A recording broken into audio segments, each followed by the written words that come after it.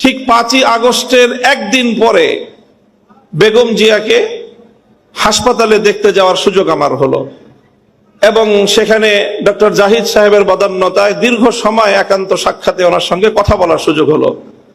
চিন্তা করেন, যেই মহিলা অশীতিপর বয়সে জীবন মৃত্যুর সন্ধিক্ষণে দাঁড়িয়ে যার দ্বারা এমনভাবে নিগৃহীত হয়েছেন, অপমানিত হয়েছেন, নিজের প্রিয় বাস্তু ভিটা তাকে ছাড়তে হয়েছে এবং জীবন মৃত্যুর মাঝামাঝি দাঁড়িয়ে বছরের পর বছর কারাগারে তাকে নিক্ষিপ্ত থেকে মৃত্যুর প্রহর গুনতে হয়েছে, যার উপর অত্যাচার এবং নির্যাতনের কোনো সীমা ছিল না, সেই বেগম জিয়া যখন জানতে পারে তার সামনেই তো ঘটছিল বাংলাদেশের এই পরিবর্তন, পট পরিবর্তন, শেখ হাসিনার এই পতন, স্বাভাবিকভাবেই তখন তো তার সঙ্গে কথা বললে প্রতিক্রিয়ার মধ্যে শেখ হাসিনার কিছু পর্যালোচনা, শেখ হাসিনার শাসনামলের কিছু জুলুম নির্যাতনের কিছু বিবরণ, তার ক্ষোভ, তার দুঃখ, মর্মবেদনার কিছু গল্প উঠে আসার কথা।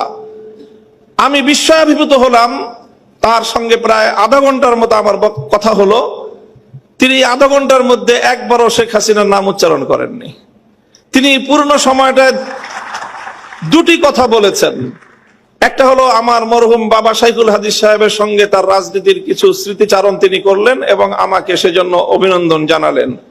আর দ্বিতীয় আরেকটি কথাই তিনি বারবার বললেন। তিনি বললেন যে আপনাদের কথা মানুষ শুনে, আপনারা মানুষকে গিয়ে বলেন, দেশের জনগণকে গিয়ে বলেন, কেউ যেন দেশের সম্পদ নষ্ট না করে। এই সম্পদ তো আমাদের, গণভবন, প্রধানমন্ত্রীর কার্যালয় সহ এই রাষ্ট্র আমাদের। মানুষকে শুধু একটা কথা বলেন, যেন কেউ এই রাষ্ট্রের কোনো সম্পদ নষ্ট না করে।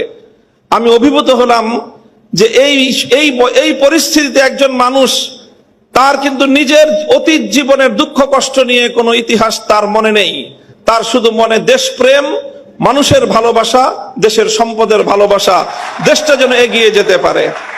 আমি মনে করি যারা জাতীয়তাবাদী রাজনীতি করেন, জাতীয়তাবাদী দলের, আপনাদের সকলের আপনাদের নেত্রী থেকে এই দেশপ্রেমের শিক্ষা গ্রহণ করা উচিত এবং সেভাবেই দেশকে ভালোবেসে দেশকে গঠন করার জন্য আত্মনিয়োগ করা উচিত।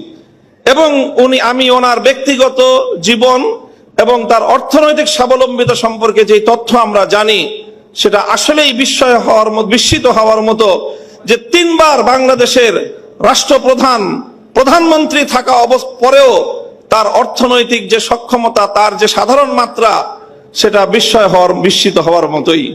কাজেই সেই চেতনা থেকে, সেই প্রেরণা